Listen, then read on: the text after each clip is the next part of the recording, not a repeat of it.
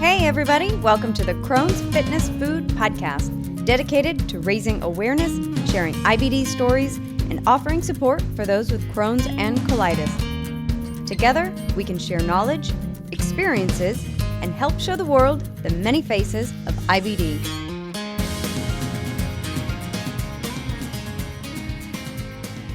Welcome back, everybody. Today, I'm excited to bring you part 2 of my interview with Sanaa Lynne. We'll be picking up right where we left off, talking about her elimination diet, mindset shift, and total detox that helped to give her back her health and begin the journey of sharing her experiences and knowledge that she gained. Sanaa shares what her recovery looked like and how it became the passion for what she does today. And now, here's part 2. Did you notice changes right away as you were going through this process? It's a little difficult to answer that because for the first 3 weeks, they were really, really tough. And it wasn't tough because of me eating. It was tough because I was in a detox phase. So I wasn't vomiting, but I was having like these really acidic burps. I don't really know how else to explain it, but they burned coming up. But they were like burps that were coming from like my deep, deep gut. And it was really hard. I had to like move it in my gut, like from internally, I had to like try to like squeeze it up. I know that sounds weird, but it sucked. It really hurt. It was really difficult. And, so the first 3 weeks I was sweating like crazy. Like, I mean, I was someone who didn't really sweat that much. And so now I was waking up like in puddles. Like I was just drenched. I had to shower like 3 times a day, because I was just sweating so much and I was really, really thirsty. I had those like really acidic burps. And so the first 3 weeks were rough because my body was just detoxing everything. And I remember I was taking Epsom salt baths every single day. No, three times a week. Sorry. I was taking Epsom bath 3 times a week. And the first 2 weeks, every time I would get out of the bath, the water was like murky, like really like grayish. And it was like from all of the toxins that were being like drawn out. And I was mortified. I was like, why is my bath water gray? Like, oh my gosh. Mm-hmm. And so I Googled it and they're like, if you know, that it can happen. How and intense. So it was really, really intense. But before I started doing all of these detoxes, I had to move out of my parents' house because my parents both smoke in the home. And that definitely like made things harder on my system. And so I had to remove myself from that environment. And I think a lot of the toxins that were coming out in the water I think a lot of it was smoke. I'm not sure, but that's just kind of like what I am thinking. But yeah, it was really intense. But after those 3 weeks, it was like I was a new person. Like I had energy. I was able to leave the house multiple days in a row. I mean, and for me at that point, that was huge, you know, and I was able to like go to a social gathering, you know, and I was able to do like little things that I had lost before. And I know that they're very simple tasks that most people can handle no problem. But for me, those are blessings. And that helped with my psyche because I now have gratitude for doing those things. Like, yeah, going to a social event still drains me, but I'm so grateful because there was 2 years of my life where I couldn't, you know, people would invite me and I would just be like, I'm sorry, I can't go. So I'm actually like really, really grateful for that. Yeah. And so during the detox time, I'm assuming you were, after you left the hospital, I don't think you were on any medications at that point, correct? Like the Humira, all those different things, they were not working? Yeah, they did prescribe me medications. I don't remember what they were because I chose not to take them. And then were you continuing any of the cannabis throughout this detox, or had you stopped that as well too as you were going through this detox process? No, I never stopped the cannabis. Still to this day, like cannabis is my main medication. But during that detox, actually what I did do was I started introducing capsules of herbs. So like my Mhm. husband and I mixed together like herbal capsules, and we would put turmeric and ginger, cinnamon bark, aloe vera. In the daytime ones, we put matcha and ginkgo biloba. In the nighttime, we put valerian and kava. So we really used a lot of herbs and put them into capsule form.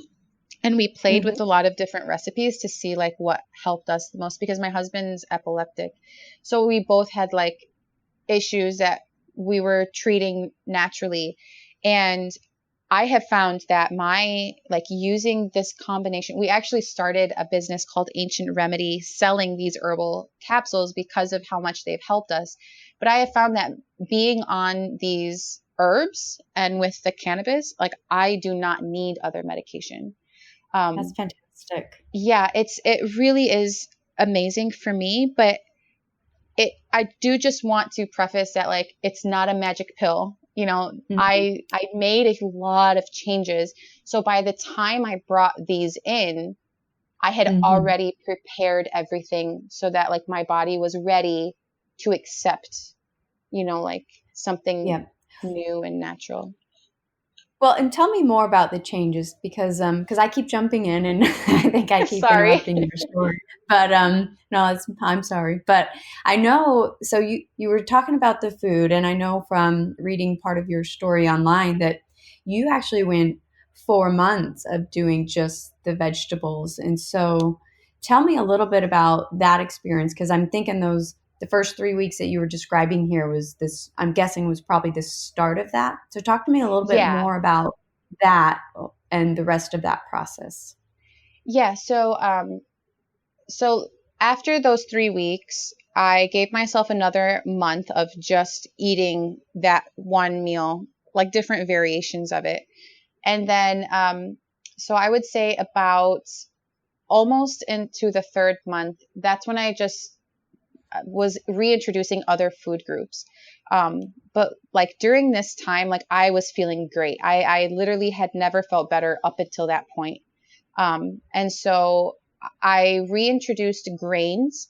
And what I found is if I eat white bread or any bread that's been bleached, I have a really bad reaction. But if I eat a Mhm. bread that has a lot of grains and seeds, I tolerate it just fine. So I actually have learned that there are things that I thought I couldn't have at all that ended up being I just had to find a healthier alternative for them. But I did learn that obviously like dairy does not do well with me at all. So I am 100% like dairy free. Um, Gluten doesn't, like I said, it doesn't really, it bothers me if it's white and processed.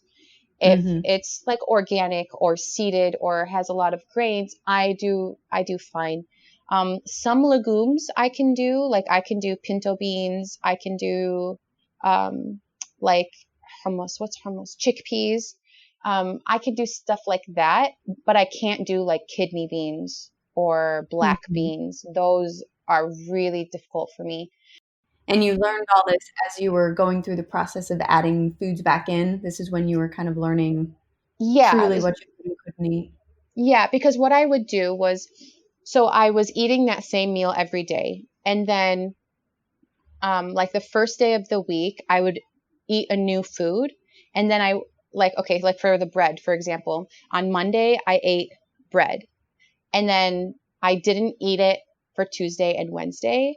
And then I would eat it again on Thursday. And so then I would see how I felt Monday, Tuesday, Wednesday, Thursday, Friday, Saturday. So like I was really like journaling, okay, this is how I'm feeling. Like this is what I'm going through. And that's when I was able to realize like, okay, white bread sucked. Grainy bread was fine. Chicken is fine. Red meat hurts like really bad. I actually went Mhm. into like a mini flare after having red meat. And so I was like, okay, like we're not going to do that anymore. Mhm. But what I did notice was after doing this detox, the flares that I get now from like just any of the flares really, they're like at a level 4 compared to the level 10 that they were at in 2016. So now my flares, instead, they consisted of vomiting, like massive diarrhea, extreme fatigue, dehydration. Like those were my symptoms before when I would have a flare. Whereas now it's extreme fatigue and nerve and muscle pain. So I will take that over the vomiting and diarrhea any day. So I definitely feel like my body's tolerance to things is a lot stronger now because I've just been constantly giving it what it needs. Like I've been providing it with nutrients instead of depleting it with like processed foods. So you did the detox, you did 4 months, you really, for the first 3 months, you stuck with pretty much that same meal, then you added in more foods. And you've been talking about doing the detox. And I know just from reading your blog and a little hints that you've said here and there during our interview today, but you said you really detoxed everything. So tell me a little bit more about the full detox that you did. Yeah. So I definitely started with like the mental detox before even changing my food or anything like that. And what I did was it kind of started with like breath work and breathing exercises, because as I'm lying in bed and I was in a lot of pain, I realized that when I was like properly breathing and like breathing through the pain, and I kind of got the idea when I was watching, I think it was like Jane the Virgin, and she was giving birth and they're like, breathe through the pain. And I was like, oh, that's a really good, that's a good tip. I'm going to try and do that. So I remember I was hurting. And so I started like focusing on my breathing. And what I would do was I would inhale for 4 counts, hold for 4 counts, exhale for 4 counts, and then hold for 4 counts. So I was just like breathing in and counting. And, excuse me. And I realized that made me feel really good. And it was calming my anxiety. It was calming my nerves. It was calming the situation. So, I was like, okay, I'm going to do this. And this will be like my form of meditation. Well, I didn't realize that that's exactly what meditation is. So I basically started meditating, and it started off with just like 5 minutes. Like for 5 minutes, I would sit and I would just focus on my breathing. And then I would get bored and do something else or whatever, or think about something. And then I would be like, okay, let's go back into it. And then I got bored of just the breathing. And so I was like, okay, like what are some other things that I can do that is like calming, but not like getting me worked up. And I didn't want to have TV on or anything because I was really sensitive to light and sounds, and I just had a lot of sensitivities. And so I was like, okay, let's see what else I could do. And I kind of just started observing my thoughts. And so basically like what that means is I was allowing my brain to think without me steering it. And so I kind of like took a step back, and I was just, anything that came to mind, I would let my mind say it, but I would not focus on anything. So it was kind of just like a brain dump, right? So it was just like popcorn would pop into my head, and then I would think about like going to the movies, and then I would, it was just kind of like that. Like it would just like jump all over the place. But then I started noticing that there were like little phrases like, this is stupid. You're stupid. Just shut up. No one cares. Like things like that. And I was like, whoa, whoa, whoa. That's like a lot of negativity for no reason. Like I'm not doing anything. Why am I berating myself for just doing nothing? And so then I would go deeper into those thoughts. And so like one thought, for example, was, no one likes you. And that was something that was really hard for me because at the time of getting, coming back from Turkey and being landed in the hospital, my best friend of 6 years stopped talking to me because Mm-hmm. I couldn't go on a trip to Disney World with them, and I was too sick to go. Mm-hmm. And so I just got dropped by like my best friend, and that was so, it was so hard for me. But at the same time, I was like, screw you, like here I am Mm-hmm. sick and you only care about your trip. Like you were not the friend that I thought you were. I mean, we've reconciled now, but Yeah. it's, she'll just stay like an acquaintance. I cannot open my heart back up. You know what I mean? Like, I feel like she really hurt Yeah. me there. But, so the idea in my head was how, like, no one likes you, no one cares about you. Look, when you were sick, your best friend, quote unquote, like just left you for Disney. And even though like that in reality, that's not really what happened. I don't think, I really think that she thought I was faking. I really don't think that she believed I was as sick as I was. So that's why I'm able to just like kind of let it go. But at the same time, I'm just like, whatever. But anyway, so then I had to like really address that thought within myself, because that was a like destroying thought. And I realized that it was something that the more it was popping up in my head, the more I was like self-sabotaging myself. So I asked myself, like, why do you think that? And my response was, because she wasn't there for me when I needed her the most. It was like, okay, but what does that have to do with you? And what does that have to do with her? And so then I was able to like really break down each and every negative thought and get to the root of it. And the root Mm-hmm. of that negative thought was, I needed other people to like me to feel like I was worthy. And when I realized that, it was like a earth-shattering moment in my life, because it was like this, okay, this might get really descriptive and I don't know if it's going to explain it, but Mm-hmm. it's almost like having a ghost in the back of your mind. Like, it's always there. It's always haunting you. Every decision you make, it's there, but you don't see it. It's just like a kind of like a cloud. And I felt like that was my cloud.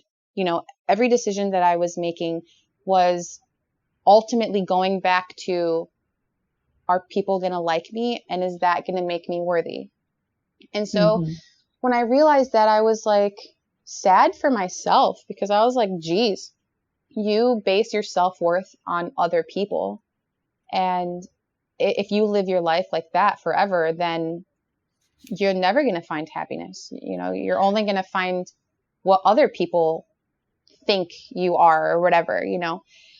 I think what you touched on right there is really important. And it's interesting because right now I'm actually reading a book called Inner Size, and it's pretty much describing exactly what you're talking about here, where the book really talks about how a lot of our subconscious thoughts, we don't realize them because they're not our conscious thoughts, but there's a lot in our subconscious that really drives our actions and how we think or the things we say to ourselves. And so when you're able to stop and pause and learn to be aware of where our minds are going and recognize, like you did, like, why did this thought just jump into my head? Why was this negative thought here? And then you're able to analyze that. You can get to that root, that subconscious, to really stop it and change your mindset and the way that you're looking at things. And so I think it's interesting that at the same time you're talking about this, I'm reading the book that is describing exactly what you're describing. I would love to read that book. That book sounds like it's right up my alley. Yeah, it's I'm Inner a Size. Forget the author right now, but it's Inner Size. inner John size. John Assaraf, I believe, is the author. So I actually was a psychology major.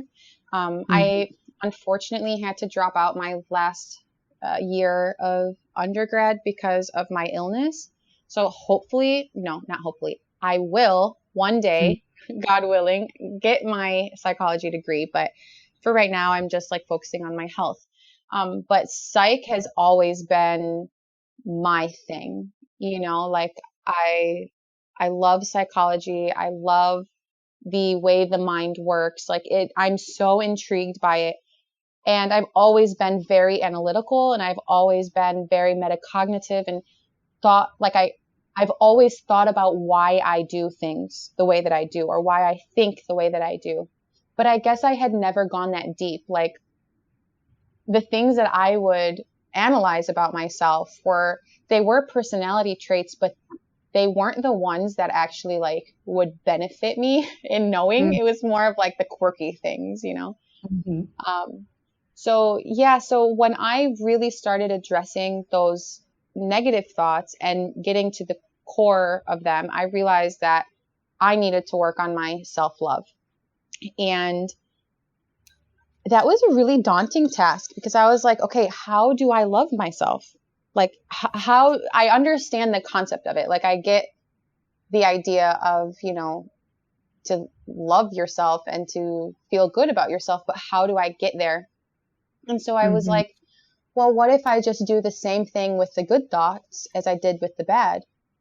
And so instead of observing my thoughts for negative ones, I started observing them for positive. And so anytime a positive thought would come,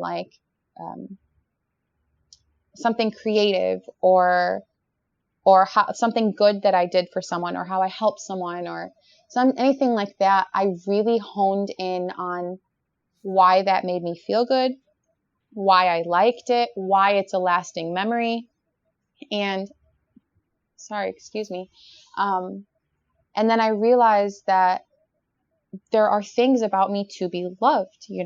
I love that I'm very creative.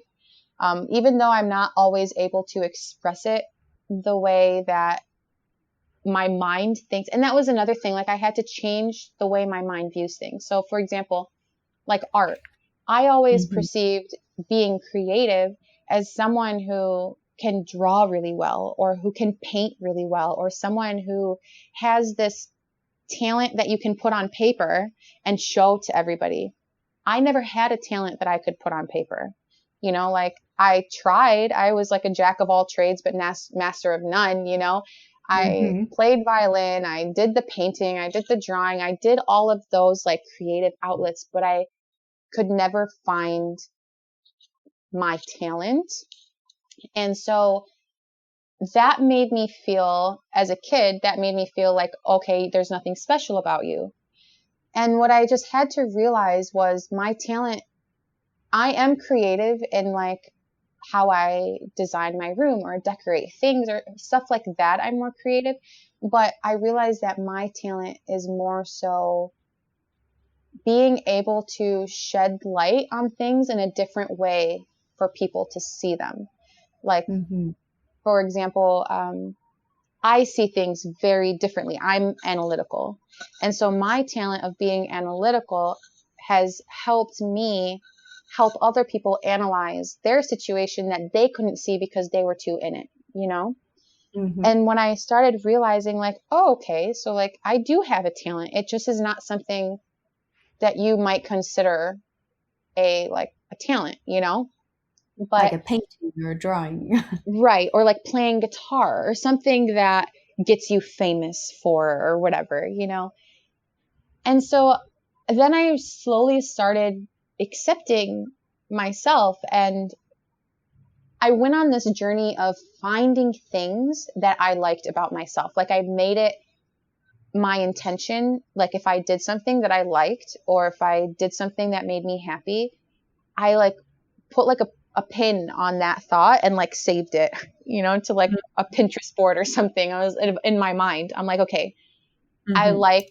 watering plants. I like having houseplants. So let me have more houseplants, because me spending time watering them makes me feel good internally, externally. So then I started getting more houseplants, which are also beneficial because they clear the air.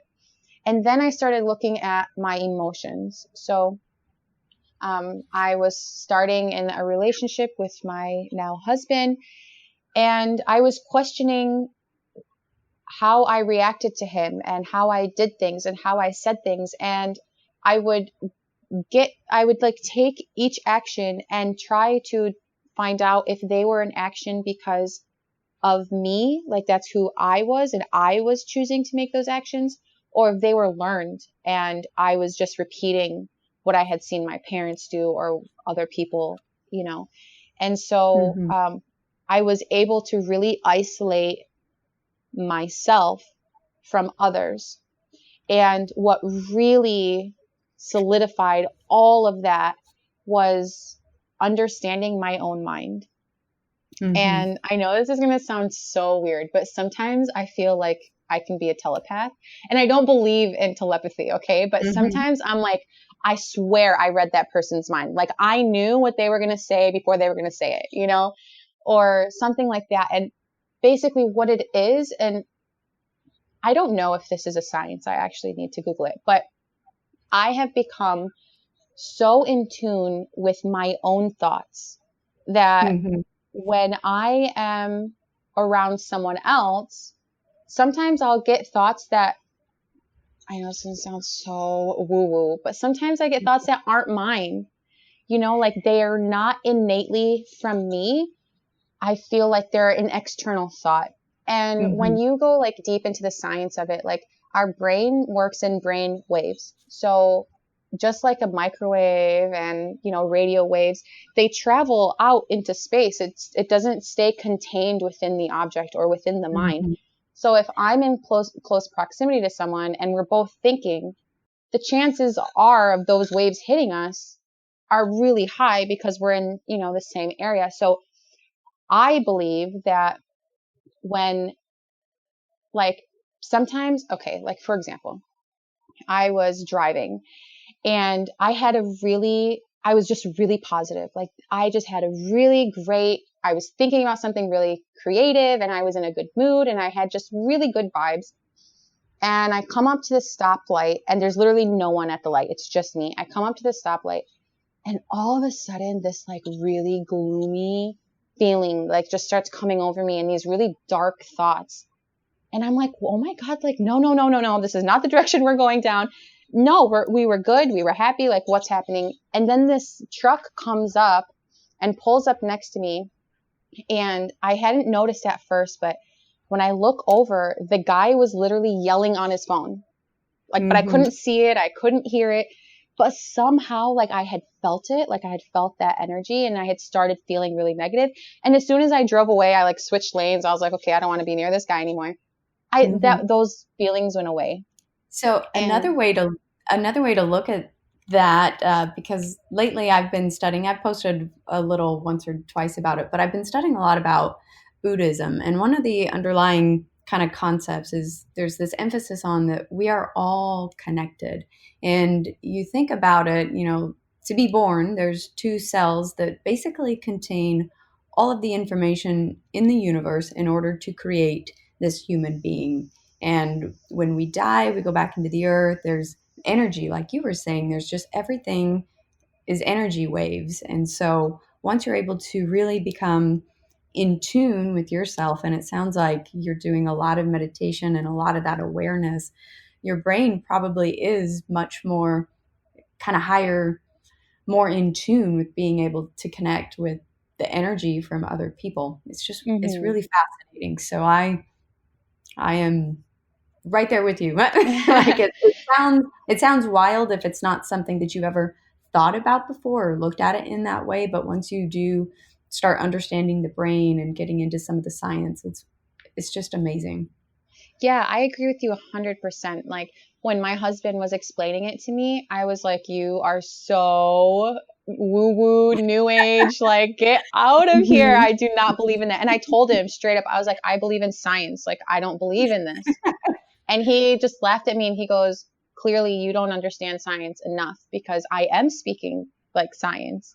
Mhm. And which was like a great way. Like I really appreciated that response because it made me be like, whoa, okay. Like he put me in my spot, you know, or in my Mhm. place. And I was like, okay, so if it is science, like explain it to me. And then I did more research and I was like, okay, he's totally onto something. And then I started feeling it myself. And I like you said, like I know it just sounds really far-fetched, but I'm just really in tune with my own body. Like, and I always have been, even when I was like ill, because when I did get, like, once I got my period at 14, it took like maybe a year for like things to like figure out. But after that, I can literally still to this day, I can tell you what hour I'm going to start my period. Like, that is Wow. how on point I have become, like, with my body. And even then I could tell you what day. I couldn't get that close, but now I can literally be like, okay, based on how I'm feeling, within 2 hours, you know, it's going to come, or, you know, I'm not going to be able to do anything today or whatever.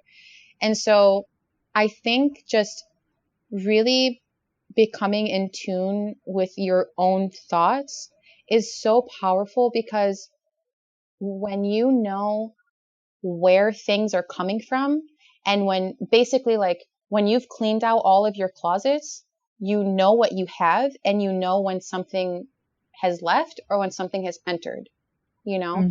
But like, if you just keep your closets closed and dusty and you just store things in there, but you're too afraid to actually look, it's going to turn into like Monica's closet from Friends, when you like open the door, like everything falls out at you, you know. And I feel like that's what happened to me.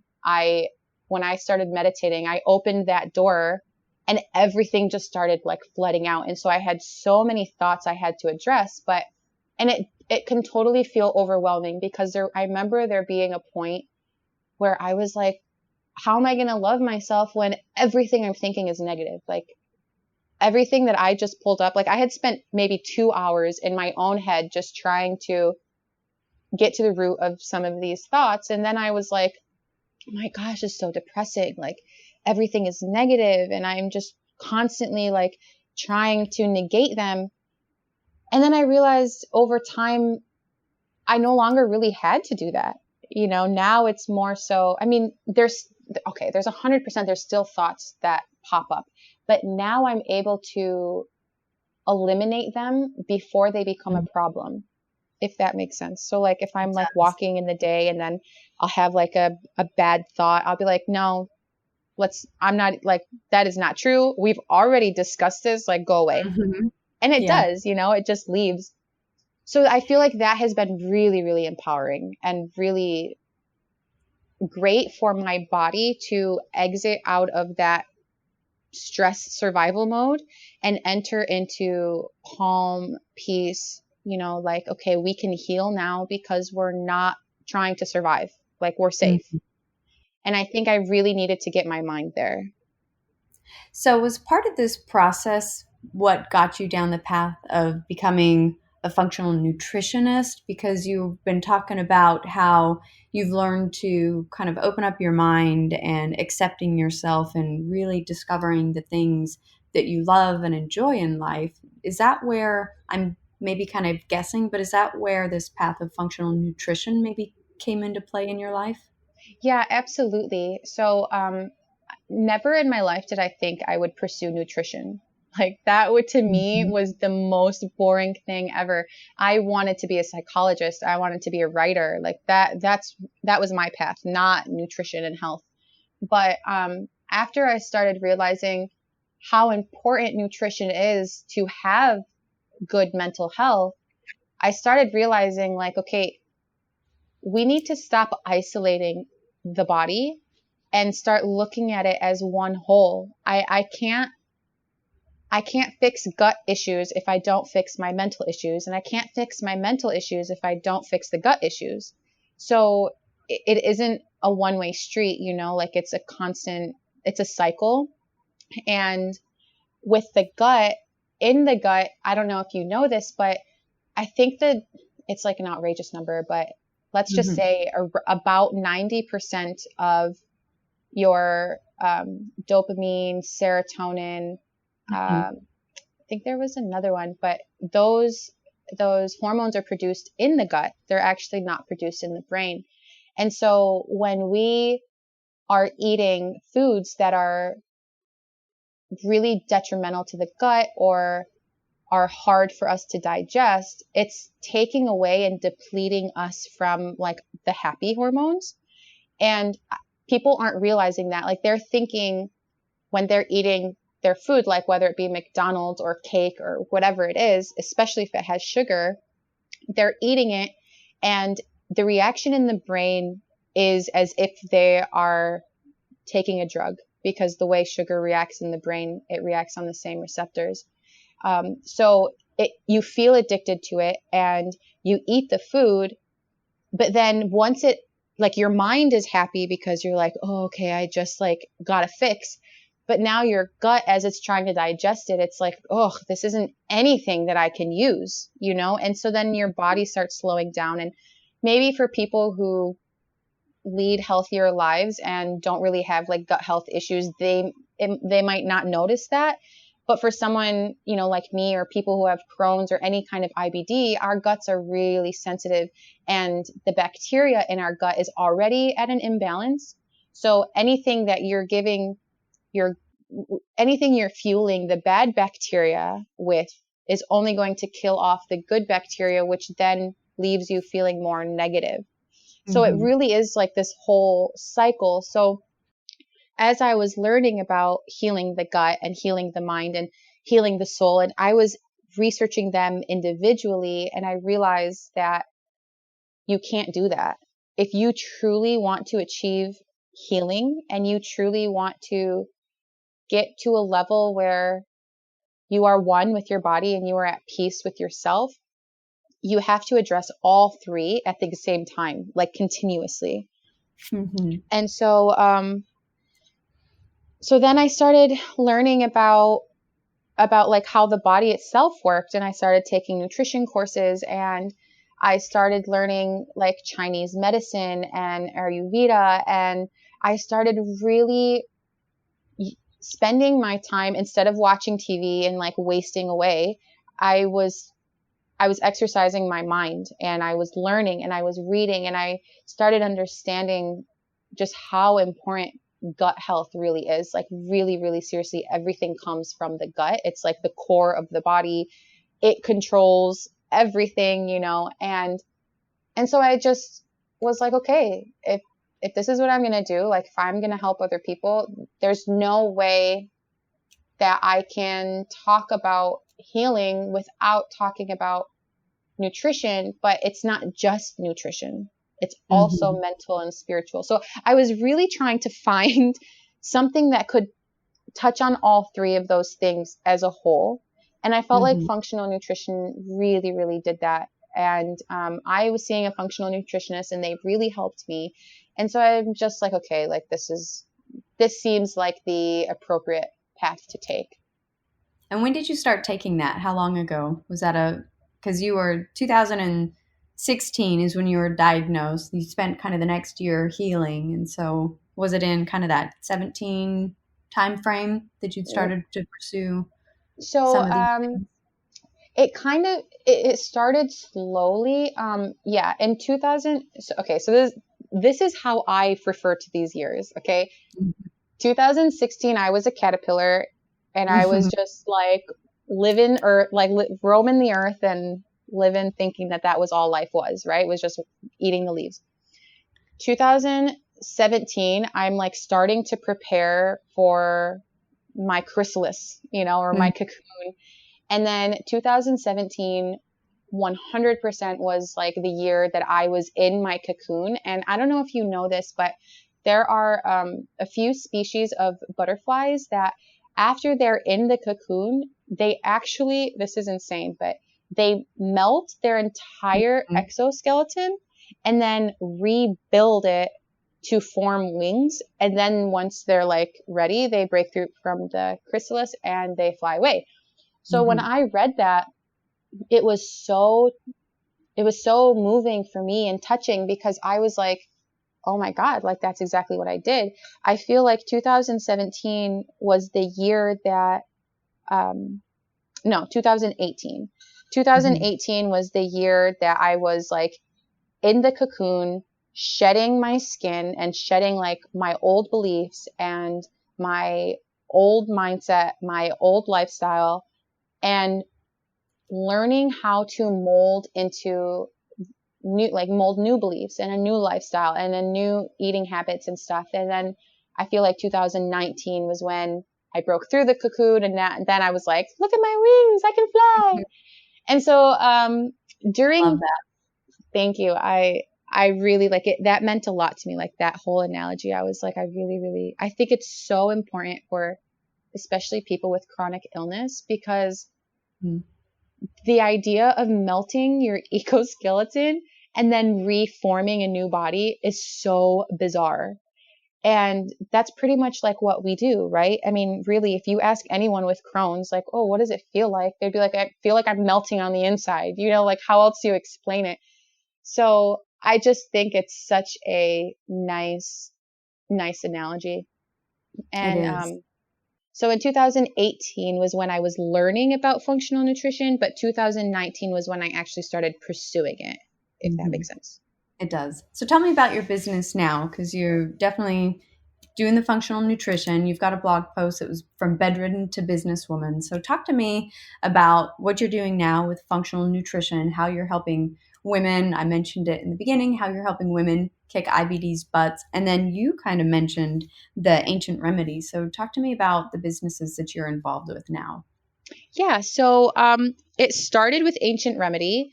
Like I said, my husband and I we spent about a year and a half experimenting different formulas of herbs and how they felt with us and our family members who also have different health issues. And we finally found like a solid recipe a few recipes actually that had been really, really helping us like fight inflammation. For me, okay, so my favorite recipe that we have, it's called Fatigue Fighter. And basically it is thebomb.com, but its main ingredient is matcha. And matcha is like really, really great. If for anyone who's unfamiliar, matcha is basically just like really concentrated green tea. But matcha is really great for anti-inflammatory, antimicrobial, antibacterial. It helps blood flow. It improves heart health. It boosts your metabolism. Like it has so many benefits, and it provides you with a steady, so it doesn't have a crazy amount of caffeine. Like coffee has more caffeine than matcha, but matcha provides you with a stable, sustaining energy that coffee doesn't. Like when you drink coffee, you crash after a few hours.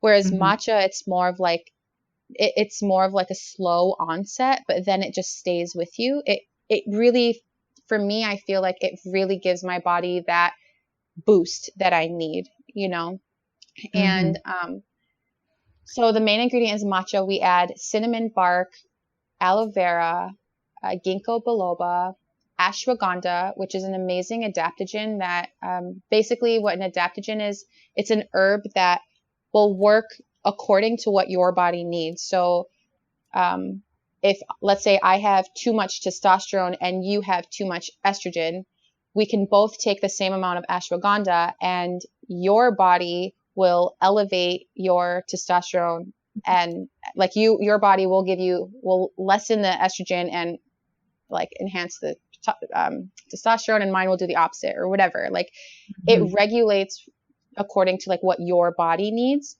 So it helps everyone differently. And we really like researched what each herb does, how it helps, what dosage you can use, like what herbs you can mix this with, what not to take it with. And so we just started formulating these recipes, and they've really helped us. We have capsules and a lotion. We're working on doing teas and bath bombs and stuff, like other things that have, and CBD is it's also one of the main ingredients. But yeah, so that is Ancient Remedy, and that is the business that my husband and I are working on together.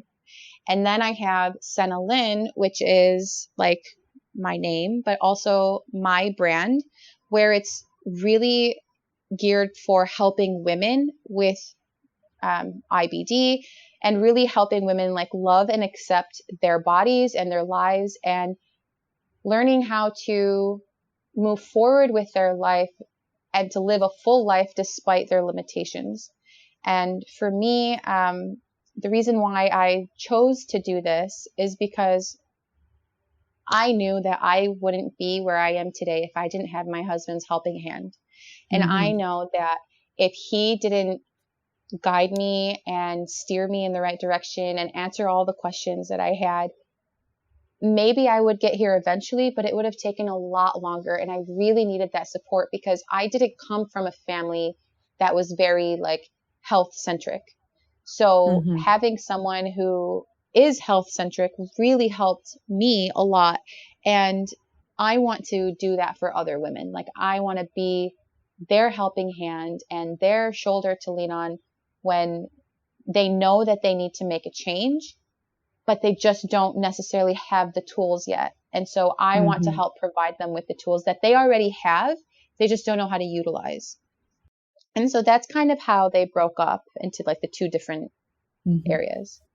I think that's wonderful. And I love just, having now listened to your entire journey and how all of these different things came into play, just how much you can connect with women with chronic illnesses, and to be able to bring that part of your story into being able to help others is wonderful and incredible. And you're finally realizing that dream that you mentioned early in the beginning of using your chronic illness to really be for something bigger.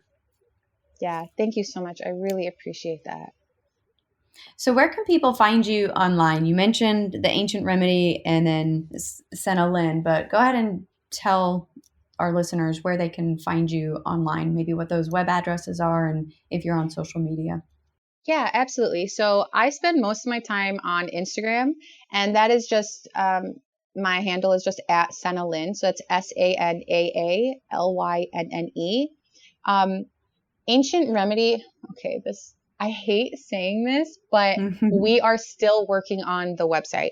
I'm trying to get the website up and running. My husband is running the Instagram. I think it's just at Ancient Remedy, but right now we are getting it up and started. However, if anyone is interested in doing like a free trial and then just for like reviews or whatever, please send me like a DM or an email at hello@sanaalynne.com, and we will send over like free samples for you to try, for you to see like how you like them, or if it's something that you would want to continue. If you need a personalized recipe, like that's something that we could talk about as well. We're really trying to get Ancient Remedy up and off the ground. Right now, we are selling it like locally, so we haven't gotten, the website and stuff running yet. But if anyone is interested, we would love to send you a free sample, because I know that I wouldn't try something, like I wouldn't invest in something if I hadn't tried it first. So I want everyone to have like the opportunity of trying it. And we are really confident in our product, so I'm not worried about giving away free samples, So that is for Ancient Remedy. For Sanaa Lynne, you can find me on Instagram, or you can go to my website. It's at sanaalynne.com, where I have my blog posts that I am working on being very consistent with. And so pretty much that's where you can find me for now. Perfect. I will put all of those links into the show notes so that they will be easy to find for everyone who's listening. They'll just be right there. And what an incredible offer for anyone who wants to try the Ancient Remedy. That is fantastic. So I'll make sure to put everything in there. And this is just exciting to hear what you're doing, and to just know that you're at the beginning of it. There's so much ahead. It's really an exciting time. And I want to thank you so much for sharing all of that with us today. Yes, thank you so much for having me. I really like this episode, or this interview is so like therapeutic for me, because I guess I've always told my story, but like in increments, like I've never been able to just get it out. And so this feels like really therapeutic, and be like, yeah, okay. Like now I can see my journey like linearly. Linearly. There's the word. Yeah. Now I can see it linearly, and I'm like, okay, like point A wasn't so bad because now I see where I'm at in point B, Yeah. So I really What an appreciate that. Thank you exciting so place much. to look back. Yeah, Yeah. thank you. Well, we covered a lot. Before we go, is there anything that you wanted to share or anything that we didn't get to before we wrap up? No, the only thing really I want to say is I really hope that if anyone listening to this episode, if you took any bit of good from it, if you need support or if you need just like a friend to hear you out, to vent to or to talk to or just anything at all, please, please, please feel free to send me a DM or like a comment or anything on Instagram or in my email, because I really, truly just want to be there for you the way someone was there for me. So I really enjoyed like this podcast interview, and I just want everyone to know that, like I said, I'm here. I want to speak to you, and I would love if you reached out and we could be friends. That is wonderful. Thank you so much, Sanaa. It's really been a pleasure having you on here today and hearing your story. So thank you so much. Thank you so much, Stephanie. If you've listened to episode 45 of this podcast, you already know that I came across another gut-friendly company doing amazing things in the nutrition space through our incredible IBD network. Sylvia Tam, founder of Beviva Foods, has developed her gut-friendly snacks for people on the go. Her snacks are not only easy to digest, they're portable and delicious. I honestly love all her purple products, but the purple granola is my favorite. It's made of real ingredients, no fillers or junk, easy to throw into my purse to have on the go, and gives me that slightly sweet and delicious crunch that I'm always looking for. Listen to episode 45 of this podcast to hear Sylvia's personal IBD journey and how she started Beviva Foods. And for 15% off your order, use code CFF15 at bevivafoods.com.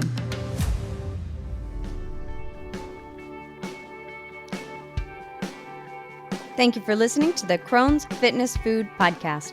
I hope you enjoyed this episode.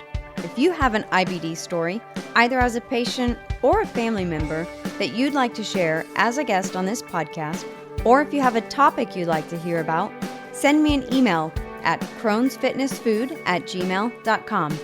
If you'd like to learn more about me and my Crohn's journey, follow me on Instagram using @crohnsfitnessfood, or visit my blog for in-depth articles about my struggles and victories with Crohn's through diet, fitness, and lifestyle at www.crohnsfitnessfood.com. And finally, remember, be strong, be grateful, and be the warrior that you are.